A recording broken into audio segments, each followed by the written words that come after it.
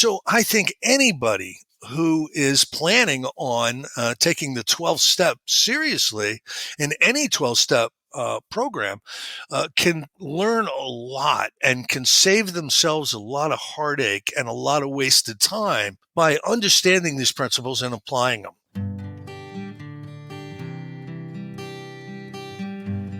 Well, hello, friends of Bill W. and other friends. You have landed on Sober Speak. My name is John M. I am an alcoholic, and we are glad you are all here, especially newcomers. Newcomers, that is, both to recovery as a whole and newcomers to this podcast. Sober Speak is a podcast about recovery centered around the 12 steps of Alcoholics Anonymous. My job here on Sober Speak is simple.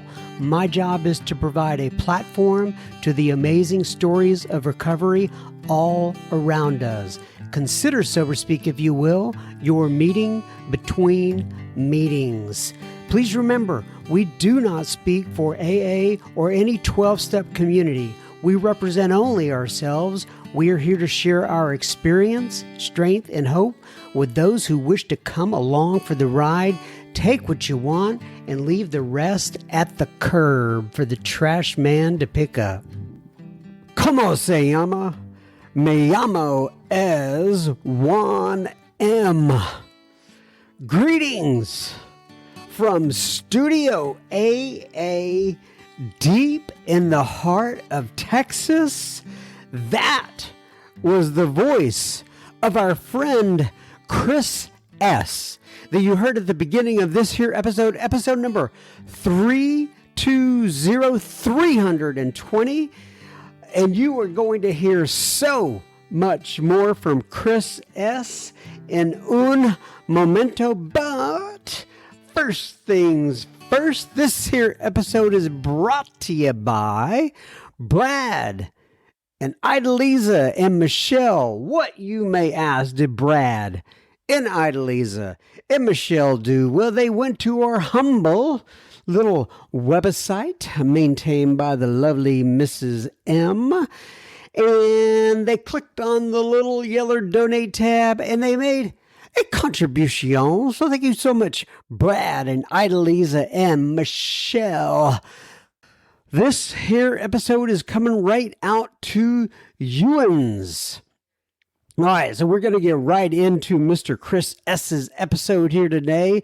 None of my nonsense. Some of you will be disappointed in that. The vast majority will probably be excited about that. Oh, I did want to say one thing. We are in December now.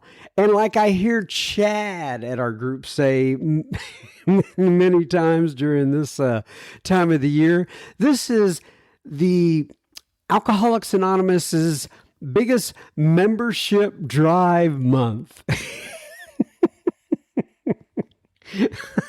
I love it when he puts it that way, our membership drive. But between December and January, they are coming in the door. Oh, somebody drove the car through the kitchen or got in a big fight with their family over the holidays, and we see them. And unlike, though, and I've heard my friend David G talk about this, unlike when you have the memberships for the gyms, exercise gyms that skyrocket in January.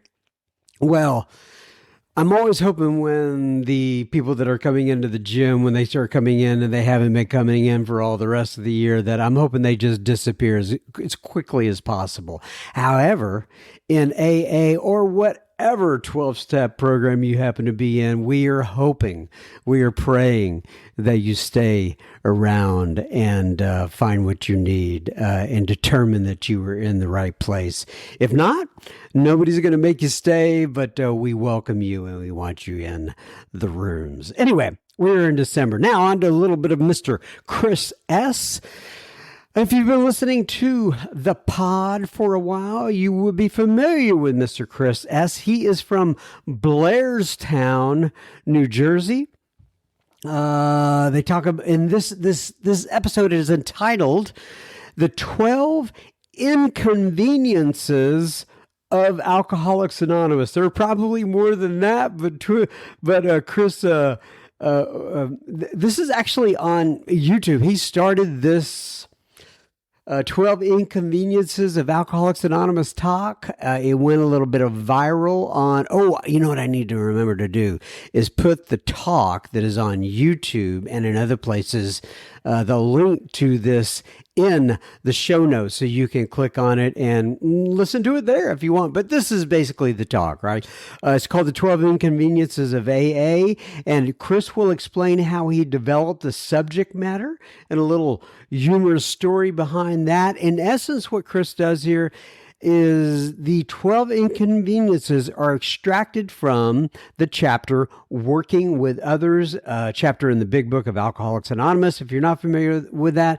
And Chris will walk you through all 12 of these. So, ladies and gentlemen, sit back, enjoy with your favorite beverage. Hey, get a cup of, I don't know, hot tea, some coffee, I don't know, some sparkling water, whatever you want to have. If you're not an alcoholic, I don't know, maybe you have an alcohol, like an adult beverage or something like that. But my guess would be that most people listening to this, that is not a good idea, right? So I don't want to encourage that, especially if you're an alcoholic. Just get your coffee or tea or water or whatever the hell, right? Anyway, get your beverage, enjoy the episode, and we will have plenty listener feedback at the end of this here episode. Enjoy, Chris.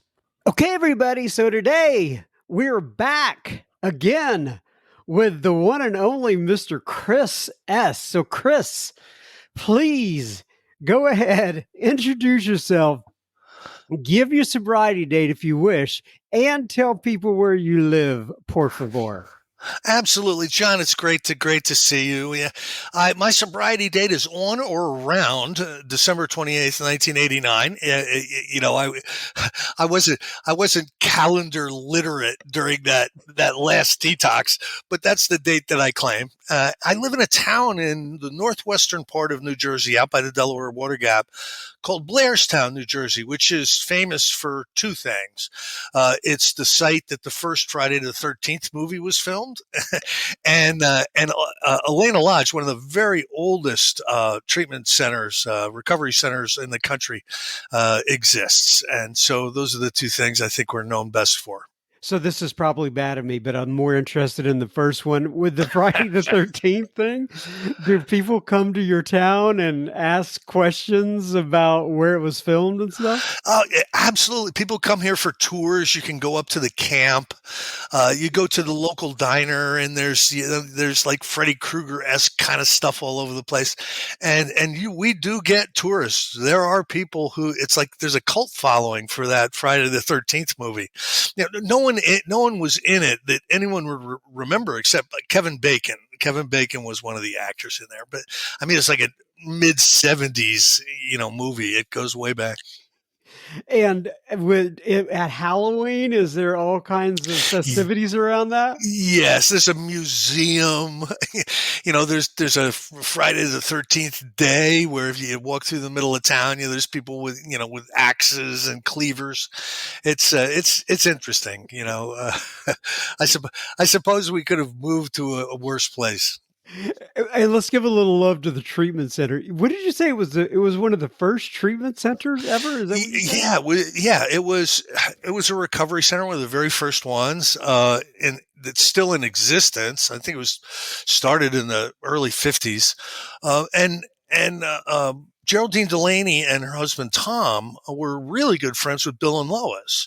So it was what you would describe today as a 12-step abstinence based program, and it was long term until just recently. So you could go there and they could say, dude, you're staying a couple of years, you're going to need a couple of years here. Wow. It was like long term. So I've helped with volunteer work there for probably 30 years, and now it's close. I used to have to drive an hour to it, each time I went up there to help with something. Well, that's very cool. All right.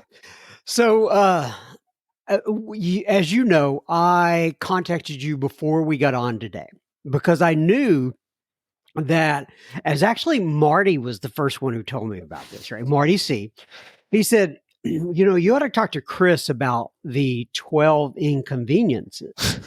And so I just did a quick search on the internet and I noticed that you had a talk out there called The 12 Inconveniences. Now, a really, really good podcaster, somebody who was professional, would have gone and listened to the whole thing beforehand. But you're stuck with me. And so I have not listened to it. And I thought, well, I'm going to be talking to Chris anyway. So I'll just talk to him about it. So I know there's something out there called The 12 Inconveniences of AA. So give me a little backdrop to that. Where did you come up with that? How did it start? All that kind of stuff. I would love to do that. Just give me a few seconds before that to say that a lot of times these talks end up on the internet, and I have little or nothing to do with how they get there or why. And it seems a lot of times it seems the more obscure they are or the weirder they are, the more popular they are. So like this one guy who would invite me down to the shore would ask me for a topic, and I am a wise ass. Okay, I remember this one time I go, okay, here's the topic. Here's this topic. Serenity. This. Right. And so that one, and then there was one, save the drama for your mama was the name of one of my talks. Right. And these talks became really popular. So it's, I think that kind of says something about the audience that we're aiming toward. But the story about this, John, the story about this is, during the height of Zoom. This is I was on a Zoom meeting every night in the middle of COVID. There was some meetings that I went to. I think this happened on Marty's Zoom meeting, the back room meeting. But what would happen is you'd get to the meeting a little early, like 10 minutes early, and as people were popping on, people would be having conversations with each other. And this one guy pops on, and it felt really uncomfortable. I was very embarrassed, but he just jumped in. He stepped on everybody. He said, Chris, you have to speak in my group. I want you to speak in my group. Chris. This is a guy from across the pond, right? So I'm like, dude, take it offline. So he did that 2 or 3 times. And finally I said, okay, email me and we'll pick a date. And so a couple of weeks later, the same meeting, he does the same thing. He starts going, Chris, I need a topic. You need to give me a topic. I need a topic. And so I was really frustrated. So I said, okay, here's your topic. It was just been discovered,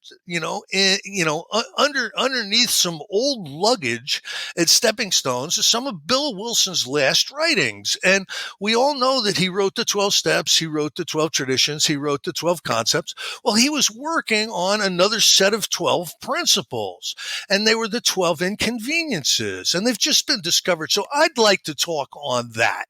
I was just being a real smart ass, right?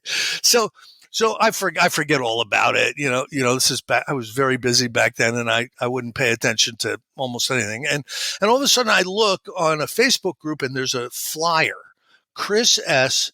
the 12 Inconveniences.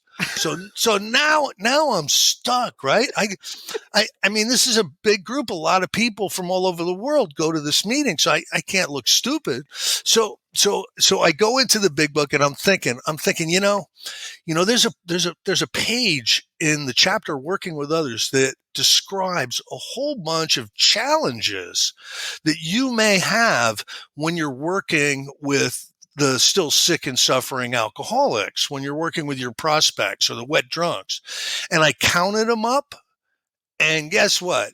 Well, There were 12 of them. 12. So that's what that talk was was based on, right?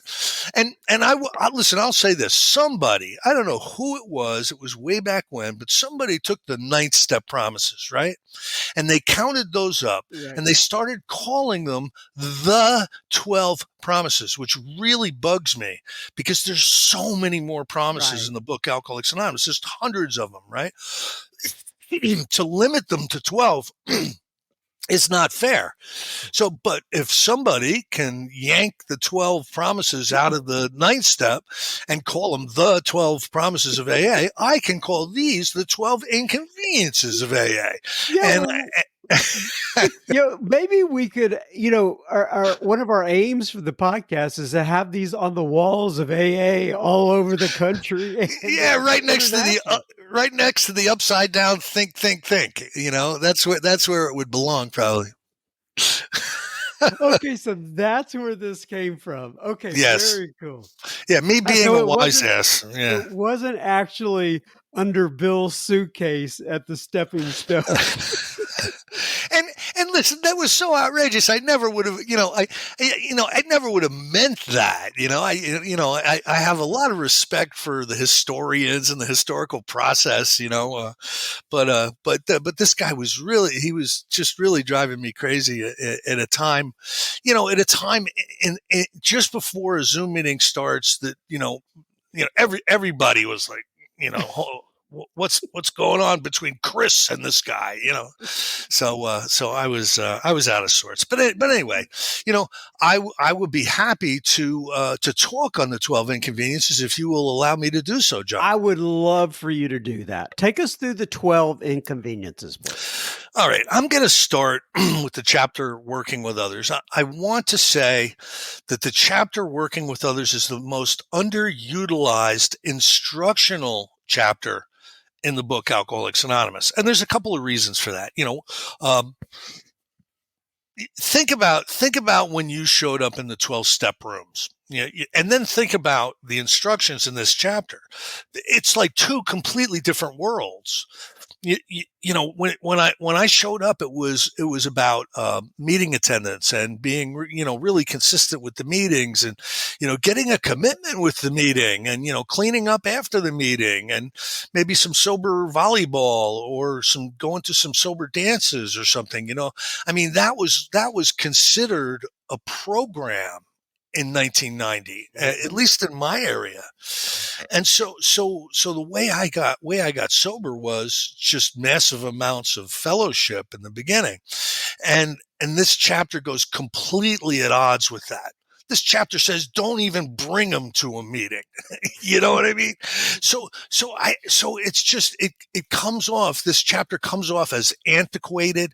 It comes off as, well, maybe that's what they did when they didn't have any meetings back in the 30s, But what I've found, John, is I've found such wisdom in this, and where these principles in this chapter are applicable, where it's responsible and appropriate to apply these principles when working with other people, they show really good results.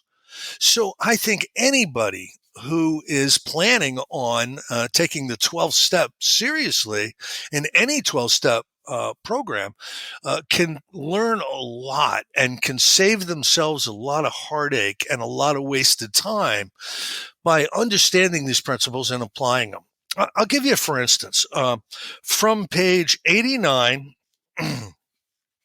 until halfway down page 96. So how many pages is that? That's like 7 pages, right? That's the first visit. In other words, this is the first time you're finding an alcoholic. You've found one and you're sitting with one now.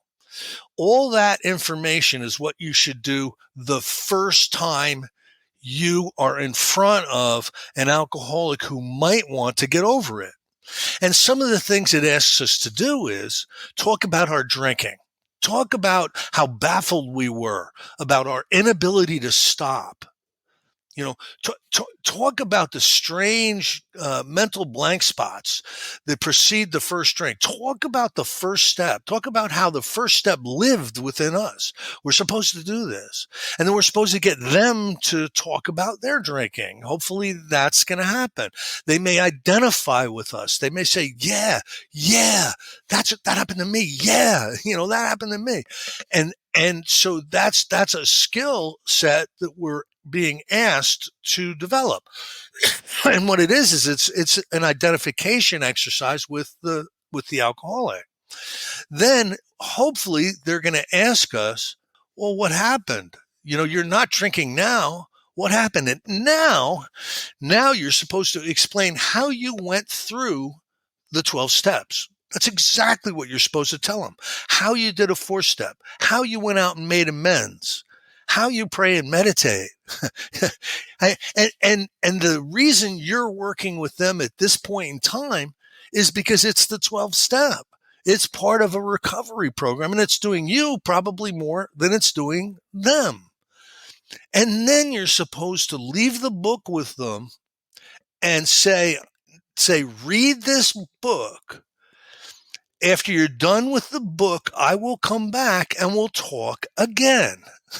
That's the first visit. Okay. The second visit is you come back, and if the person has read the book, this is halfway down page 96.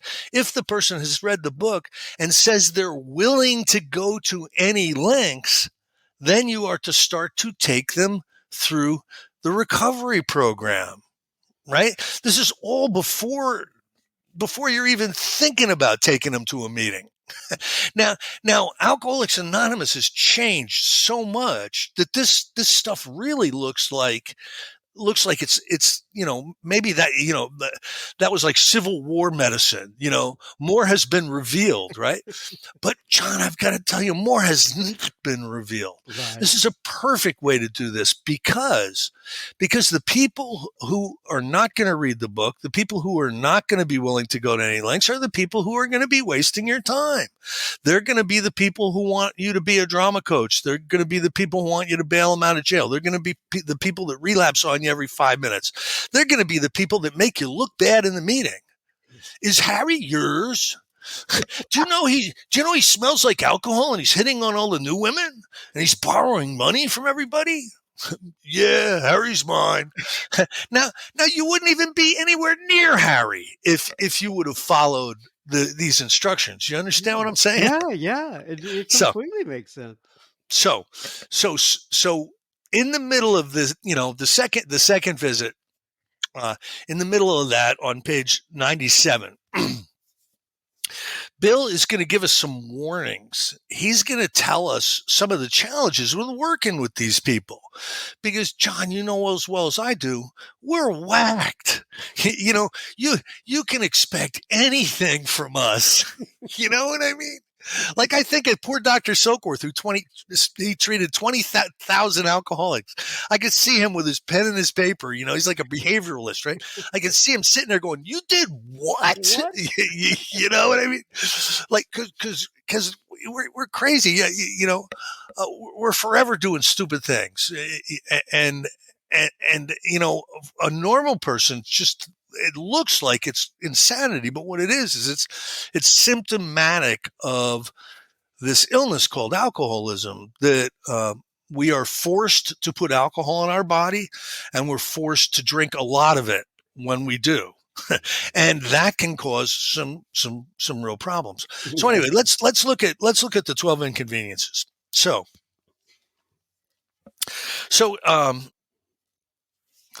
he gives us a bunch of good guidelines on the bottom of page 96. You might want to let him stay in your house. You might want to lend him a little money, but you got to be really careful. You got to understand that their motives have to be right. They can't be coming to you on a service plane. In other words, oh, here's a sucker. He's trying to help me. So let me get money. You know what I mean? You got to be sure the person really wants to get sober. And that's one of the definers. Like we are not supposed to spend our personal time working with people who are unwilling to go through the 12 steps. We're supposed to drop them if they are not willing to go through the 12 steps. That's what this chapter says. Now, oh my God, I'm thinking about the first 5 years of my sponsoring. There were people who were willing to go through the steps, but I felt bad about like firing somebody or dropping somebody, so I wouldn't. And I got run all around. You would not believe. So it sounds harsh, right? But again, this isn't Alcoholics Anonymous. This is my personal time as my 12-step time. They are saying it's not fair to spend it on someone who's not willing to go through the steps, because I could move away from them and find someone who will. And this is about recovery. It's not about sobriety. The brass ring is the spiritual awakening as the result of these steps. That's the brass ring. If you're just helping somebody, move on through their life sober till their next relapse, you could actually be working with somebody that could recover, that could have that spiritual awakening. So that being said, says a kindly. And I'm not a big Bible scholar or anything, but I know that I forget the parable, but I think it's something like Jesus would say, like, if you throw the seed, some seed's gonna take root and some's not, and it's just a certain percentage, right? Yeah, absolutely. It's not going to grow in the rocky soil, and the rocky soil could be, the discussion meetings, that could be the rocky soil where the seed is not going to grow. So absolutely. All of these spiritual principles go back thousands of years. It's, we're not the first spiritual organization on the planet. And so many of these things work. Yeah, and we've mined a lot of the religious texts and lessons to put the 12 steps together. But so Bill says a kindly act once in a while is not enough. You have to be the good Samaritan every day if need be. So this is our 12th step. I am assuming that whoever is going to endeavor on this 12-step way of life has gone through the first 11 steps. Excuse me.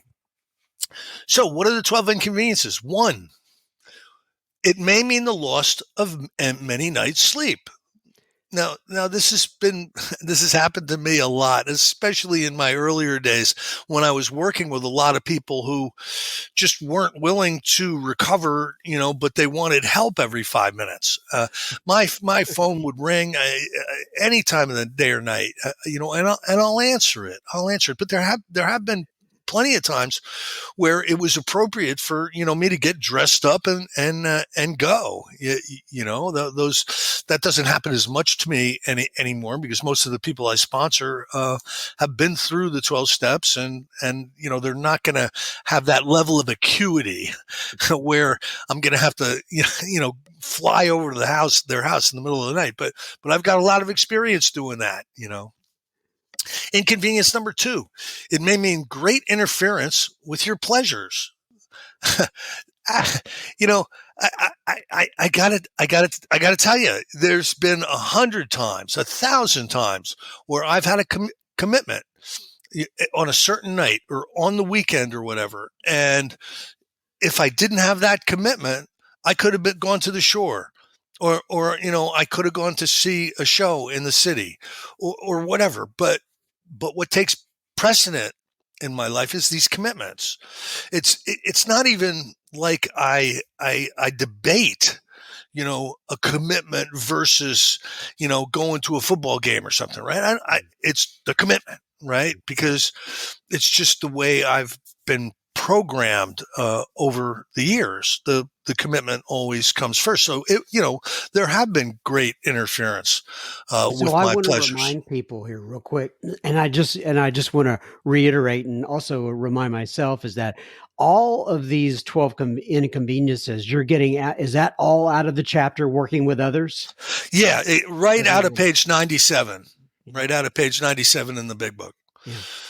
we're not throwing any pop psychology at you.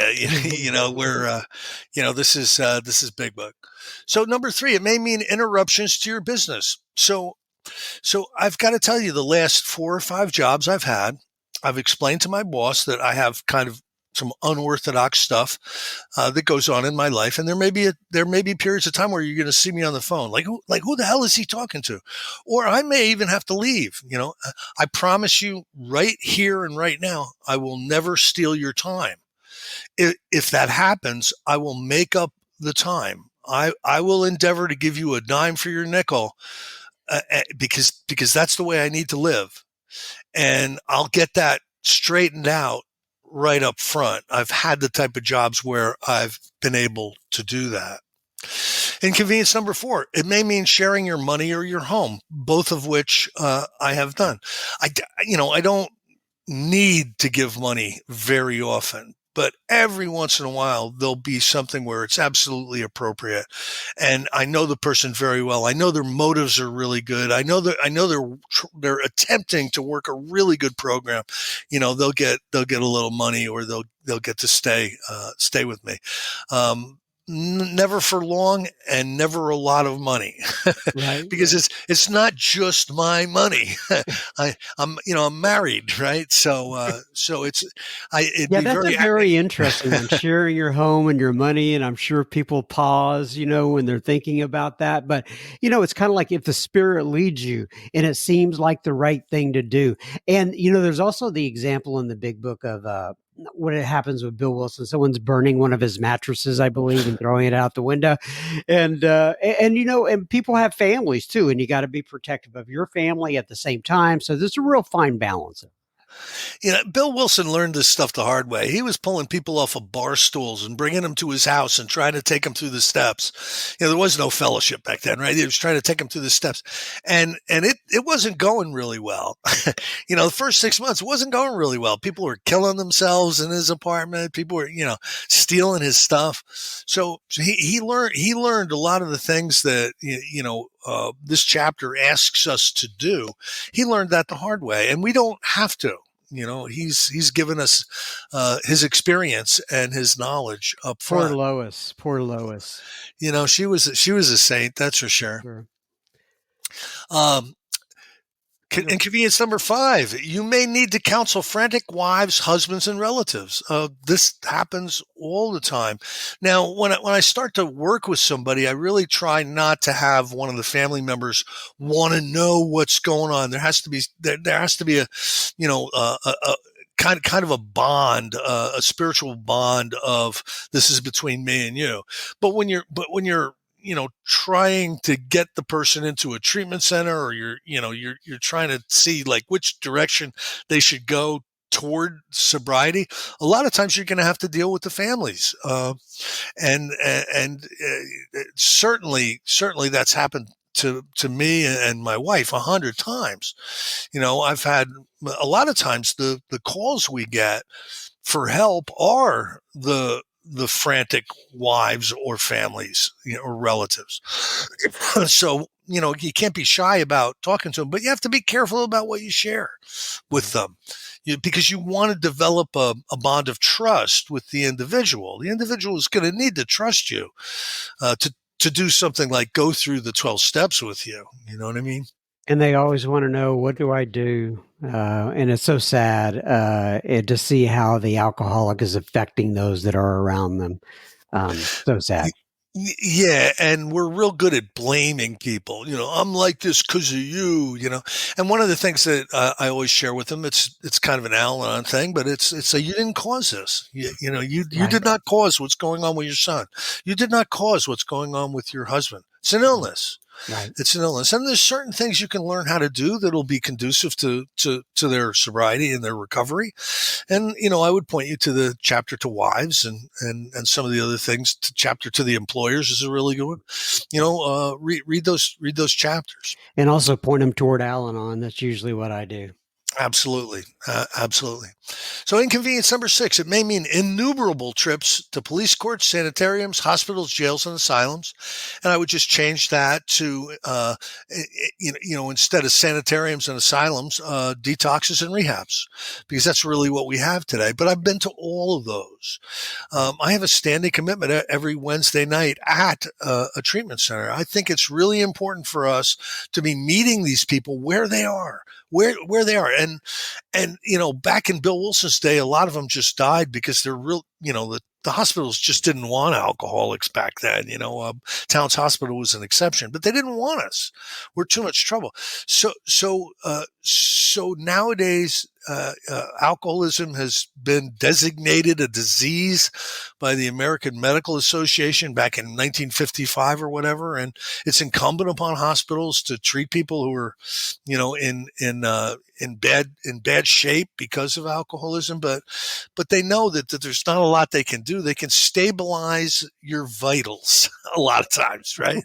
And that's about it. And then there's the treatment centers and the places that specialize in helping us, and some of them actually can, and we should make use of the good ones. But we got to be willing to go there.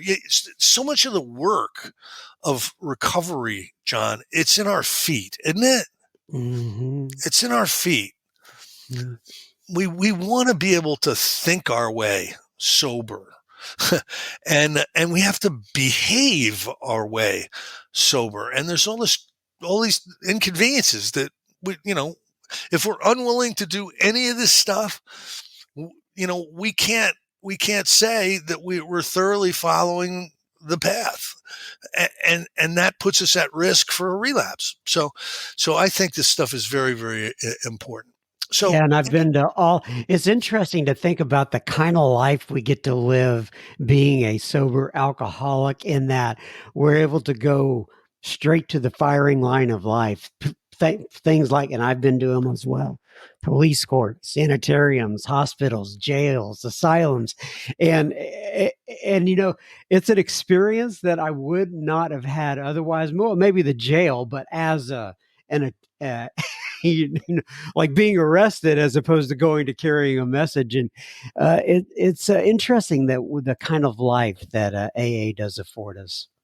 It is, and we can be lucky we live in this age too, because back in the days of sanitariums and asylums, Right. we would come to in those places, and in a couple of days we'd say, hey, wait a minute, these people are crazy.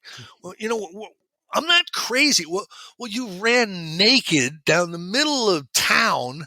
Yeah, of course you're crazy, but I'm not crazy. so they've learned that to put us into treatment centers and detoxes now. Thank God. Here's one: inconvenience number 7. Your telephone may ring at any time of the day or night. So I remember this one time. Um, I, I'm not a phone guy, but I don't have to be, right? I don't have to like it. I can answer the phone. I can answer the phone under protest, right? So, but I have to answer it. I don't have to like it. And I remember this one time. It's Super Bowl.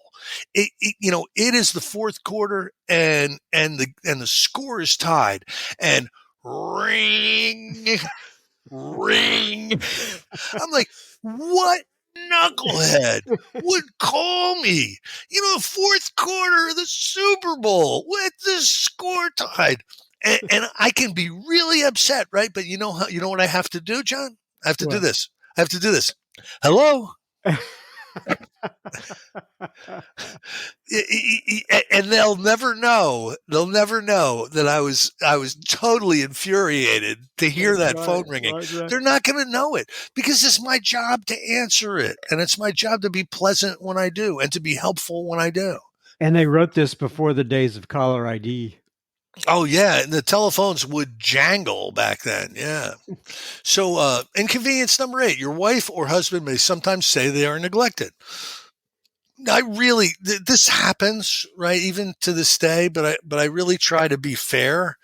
I like to be fair with my time, and I also like to gain some consensus about commitments and travel and things that I'm going to get involved with. I put everything on the calendar, because I have to do this stuff for my survival, and my wife understands it. She understands it, right? But there are periods of time where, you know, you're speaking in Albuquerque. That's my sister's wedding, or something, and Right. then there's gonna be a problem. So again, I try to be as fair as I can, understanding there's a minimum level of travel or activity that I've spiritually agreed to. It's my deal with God. Oh, So number 9. I'm sorry. I just realized I stole your thunder. I didn't realize this was coming up, but I just read it. yeah, that's fine. So it could be a drunk may smash your furniture or burn your mattress. I've never had a burnt mattress. I've never had smashed furniture, but I've had a lot of really scary things. There was a guy hiding in the bushes. My wife comes home.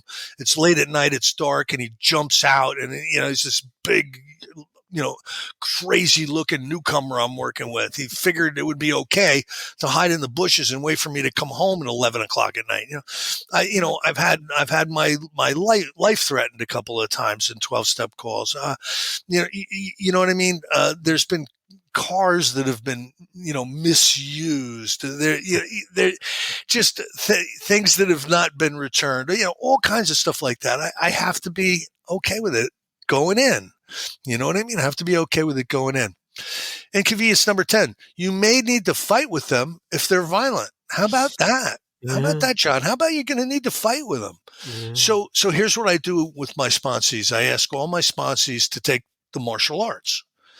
And the reason I do that, John, is some people need a beating, some people need a beating.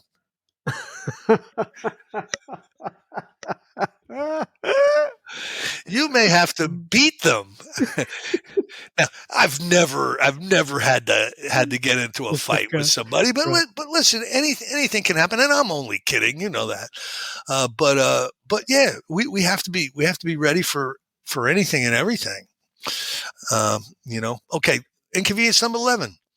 You may have to call the doctor and administer sedatives under their direction. Now, this is one that I don't do. And I'll call doctors. I've called doctors many times, but sedative administration is something that I had some really, really bad history with. Okay. I, Oh. I truly believe I'm a very, very bad sedative administrator. I could tell you about the Great Quaalude epidemic of 1972 if you need an example, but I hesitate to administer sedatives. And listen, there's detoxes now. You can get a doctor's prescription for Ativan. I have bought those little airline bottles, like if I'm driving somebody to a treatment center and they Yeah. look like they're just in a really bad way. I'll have some of those little airline bottles and give them 2 airline bottles an hour or something, to keep them from seizing. So it Um, does make me think of, though, I'm assuming that in the late 30s, early 40s, that this was some sort of acceptable practice. But I just didn't know that until you were pointing it out right now. that's a really good point. We know Dr. Bob would administer sedatives like crazy. He'd knock you out if you came over to his house. Paraldehyde, I think, is what he used. And paraldehyde, you go from vertical to horizontal for like a Real couple quick. of days if you take that stuff. And you could get a lot of this stuff. You could get heroin over the counter in 1939. Oh, wow. Up until after World War II, I believe you could still buy heroin products over the counter. So yeah, you could administer sedatives. It's a risky business. Right. I've heard a lot of stories about people being sedative administered and then dying because it just OD'd them. So you got to be careful there. Inconvenience number 11, be very careful with. Inconvenience number 12, you may need to send for the police or an ambulance. We've had to do this. My sponsee called me up about an hour before the show and said somebody OD'd right in the AA meeting last night. Was all bubbly and went into the bathroom and came back out and boom, down on the floor. They're giving her Narcan, nothing's working. They're calling the ambulance. The ambulance is taking her away. It was some kind of a benzo overdose or something, right? You know how it is today in the rooms. It's not just alcohol anymore, unfortunately. But we should have 911 on our speed dial. We should know what local hospital takes people for detox. We should have this information before we need it. And what's the phone number for the admissions department at Happy Hills? We need all this information. You know what I mean? So those, Mr. Chris, are the 12 inconveniences and the backstory that goes with it, which is even more interesting. And like you said, let's go ahead and put out a disclaimer now that this is from the big book. We're not telling people to administer sedatives or smash furniture or burn mattresses or anything like that. We're just saying that that these things are in the big book. And so very interesting, though. It is. It absolutely is. All right, my friend. Well, I know we're going to get back together again at some other time. We'll talk about that after. In fact, I think we were going to pick it up at step 4 or 5, something like. I don't even know where we were. We'll pick it up with some more steps eventually. But I'm going to go ahead and read from the Big Book of Alcoholics Anonymous, page 164. It says, abandon yourself to God as you understand God. Admit your faults to Him and to your fellows. Clear away the wreckage of your past. Give freely of what you find and join us. We shall be with you in the fellowship of the Spirit, and you will surely meet some of us, like me and Mr. Chris, as you trudge the road of happy destiny. May God bless you and keep you until then. Maybe next time we'll do, what was that one subject you said you had thought of that time for? It was a weird subject that went viral on the internet. What was that? Spiritual was one of mine that became very, very popular. Yeah, no. It was spiritual this or something. Serenity this. Yeah. Maybe we'll talk about that next time. Okay. But anyway, thank you so much, Mr. Chris. We will look forward to seeing you next time. Until then, God bless you. Thank you, sir. Thanks, John. Thank you again, Mr. Chris S. We sure do appreciate you as always. Chris was bringing the heat, and we'll have Chris back on in the near future, I'm sure. But thanks, Chris, for going over those 12 inconveniences of Alcoholics Anonymous. Appreciate you. Now, on to a little bit of listener feedback. The first bit of feedback comes in. Hold on, let me get set up.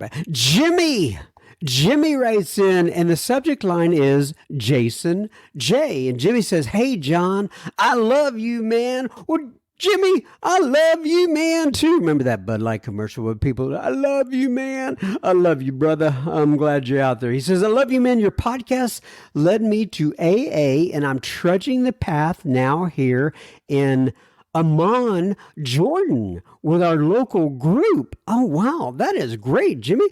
He says, thanks for your service. I tell everyone about this podcast. People tease me about my promotion of the podcast. Well, it's interesting. When I first started this, I thought this was going to be just my buddies and maybe some various emails I collected and sending it out to them. And, people would, out of pity, listen to me every once in a while. But it turns out that the way that it grew was with people just like Jimmy, people kind of like going to their meetings and saying, "Hey, you got to try out this podcast. It's great." But thank you so much, Jimmy. You can't see my little namaste hands, but I'm putting them out there to you right now. In Amman, Jordan, he says, people tease me about the promotion of this podcast. And he says, also, a huge shout out to Jason J. And he's talking about the 2 episodes that Jason J was on in his episode. I listened to the podcast at the gym, both parts 1 and 2, and he talked about grandma knowing he was a good kid and those people rooting for us and loving us against all odds. He had me weeping at the gym. Please have brother Jason J back again. And then he puts little namaste hands. And then he says, I know you have been butchering... Hey, wait a sec. This is kind of a little bit of a slight here. He says, I know you have been butchering foreign languages. So I'm here in Arabic and we say, shukran gidden, which means thank you very much. And I'm looking forward to your pronunciation of this. Sincerely, Jimmy. Well, hopefully I was somewhat close. Shukran Gaddan, maybe. Is this Gidden? Giddan. I got a feeling it's Shukran Gaddan. And who knows? I could be pretty damn close on that. You never can tell. Anyway, thank you, Jimmy, for writing in. Have a good rest of your December. Stephanie writes in. Hello, Stephanie. She says, hi, John. Well, hello, Stephanie. I started my recovery journey July 22nd of this year in the Magdalene House in Dallas.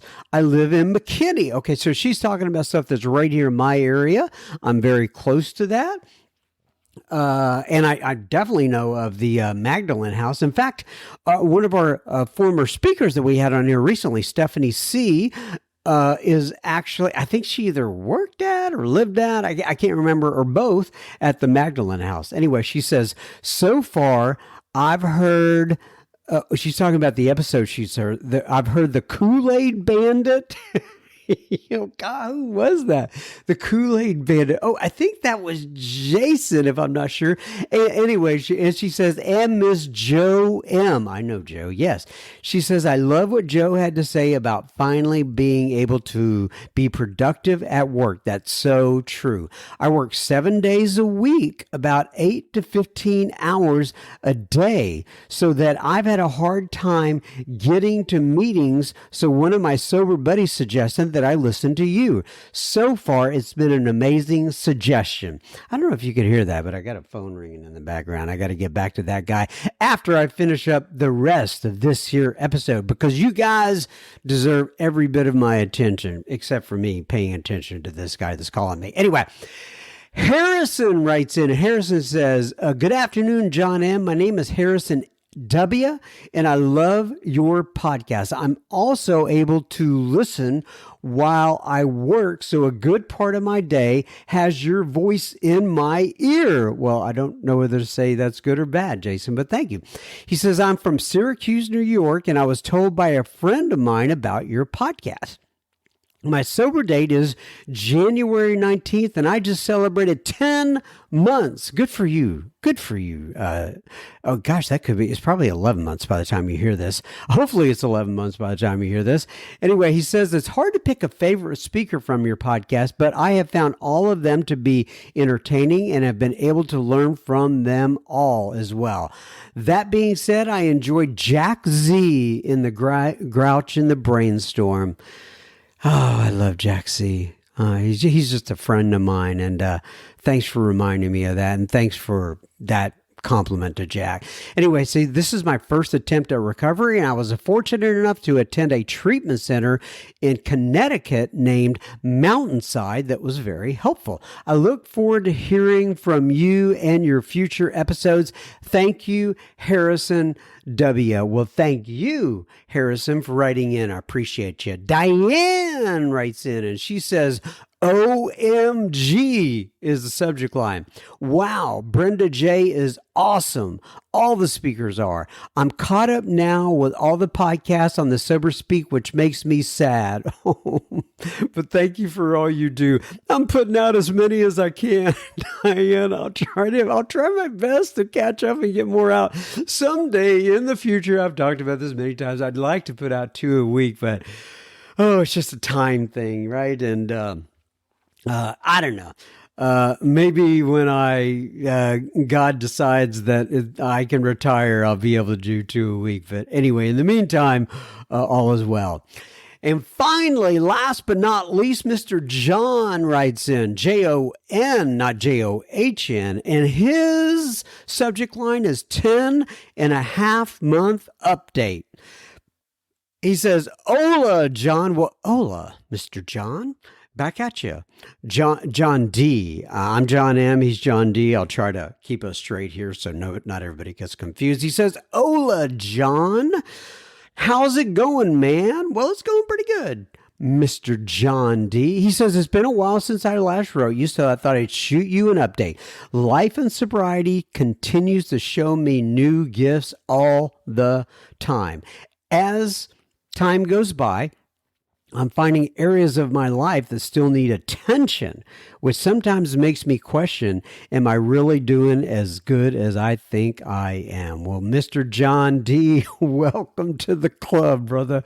And whether it's 10.5 months or 10.5 years or 30 plus years, I can't guarantee you that will happen to you, but I can tell you it has continued to happen in my life. He says, however, when I sit back and pray and I meditate on it, I often find that I'm doing a whole lot better than I am feeling. Yes, that happens to me, John D. He says, I'm just trying to look at these areas which need work as an opportunity to get better, to know God and what he would have me be. Well, gosh, sounds like you're on the right path to me, brother.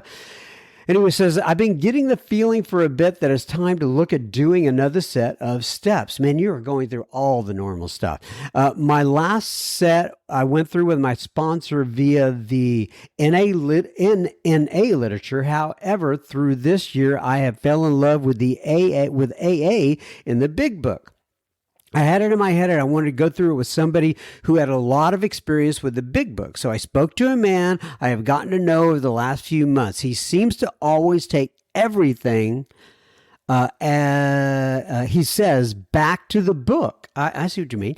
And have a level of serenity in his life I desire. I have asked him about it, and after some solid conversation, he had to admit he didn't quite have time, as he was already pretty loaded with sponsees. By the way, I think I've talked about this before. I've looked this up. Sponsee is not a real word. We make that up in Alcoholics Anonymous. Anyway, John says he felt that I already had a solid understanding of the book and would be better off using my time to share that with somebody new versus taking up his time that could possibly be spent with somebody new as well. He did offer to be of help with any guidance I may need in the process. He also suggested that when I start the process with somebody new, that I do a new set of steps myself with them as they do with theirs. I've been spending a lot of time asking God to show me, that is a good, wise move right there, who I can help, how I can help, and direction to take on this. Man, you really are ahead of the game at 10.5 months, my friend. There have been a couple of guys who have come back to me since and show me some interest, but are not displaying the actual willingness to begin the work. Well, get used to that as well. It seems like they just want to have a sponsor by name, right, and go to meetings. Who am I to judge, though, as exactly what I did for a long time? That's exactly what I did for a long time with poor results. There has been one guy recently, though, who does show the willingness to go to any of the lanes, and we have begun working together over the week. That's just one example of how I am finding what Oh gosh, I'm sure. Just one of many examples I am finding that when I ask God to show me how I can be useful, He does just that. On another note, I'm curious, have you ever talked to Chris? I just say R. A lot of people know who Chris R is about being a guest on the podcast. I know you have had multiple people who are connected to him on the show, and I would imagine it's something that may have come up. I would love to hear the dynamic between you two on an episode if that was something that was God's will. Well, I have talked to Chris. Between our schedules, we just can't seem to make it work. Quite honestly, I'm willing to have him on. If you have, we've talked, we've texted, we've emailed, but it's just a matter of getting him kind of to set aside time to actually come on here. I would love to have him on. Anyway, says, I hope you are enjoying the Texas weather. Winter is creeping up on us here in British Columbia, Canada now.